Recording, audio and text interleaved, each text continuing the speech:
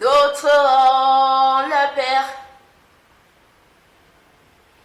D'autres ont le parent qui pourvoit à leurs besoins, qui achète leurs habits, qui leur prodigue des conseils. Moi, je n'ai plus personne, oh, ma haïgae,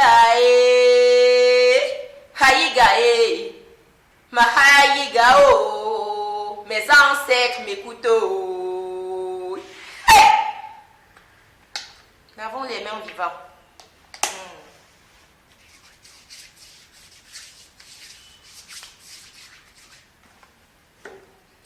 J'aurais tout entendu et tout vu dans ce Saint journal. C'est toujours vous. Mais je voudrais quand même que Nollywood m'explique quelque chose.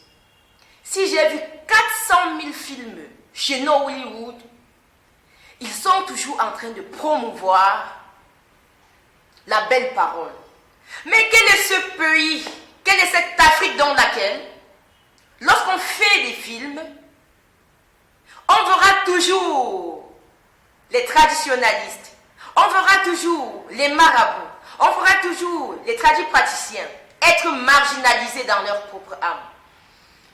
Vous allez voir une jeune dame ou un jeune monsieur qui va aller chez le marabout, de ses propres pieds, demander une potion magique pour pouvoir détruire la vie de quelqu'un, et un bon pasteur qui va venir par après.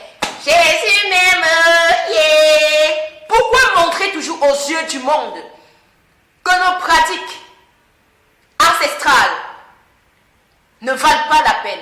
Pourquoi vous croyez que ce torchon est mieux que notre tradition en Afrique? Vous le croyez vraiment? Ah non! J'ai eu la grâce de connaître mon arrière-grand-père. Jamais il n'était parti à l'église. Jamais. Mais qu'est-ce qu'il faisait? Ils se retrouvaient tous sous l'arbre. Ils invoquaient nos dieux. Et Dieu, il agissait dans tout ce qu'il faisait. Oui, à cette époque, il n'y avait pas tant de crimes. À cette époque, il y avait de l'amour. À cette époque, il y avait de la solidarité. Il y avait de l'entraide, de la générosité. C'était une époque aussi sincère. Aujourd'hui, dans ces églises, où on nous fait croire que notre tradition, c'est la malédiction, et qu'on érige en homme ce cahier, je me demande combien de personnes vont encore tomber dans ce piège. Regardez tous ces grands hommes qui sont vraiment grands. Ils n'ont pas besoin de tout ceci. Ils ne vont pas à l'église, mais ils prospèrent. Est-ce qu'on a besoin d'un Jésus-Christ en Chine? N'ont-ils pas leur culture? En Inde? Ont-ils besoin de cette même Bible que vous utilisez tant? L'Inde ne fait pas ses preuves. Pourquoi en Afrique, on pense qu'on peut aimer la Bible plus que ceux qui ont écrit?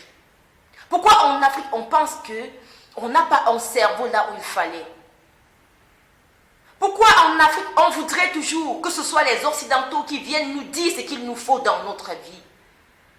Pourquoi en Afrique, on ne peut plus tranquillement accepter nos traditions et se mouvoir parce que c'est ça, c'est inné, c'est la réalité.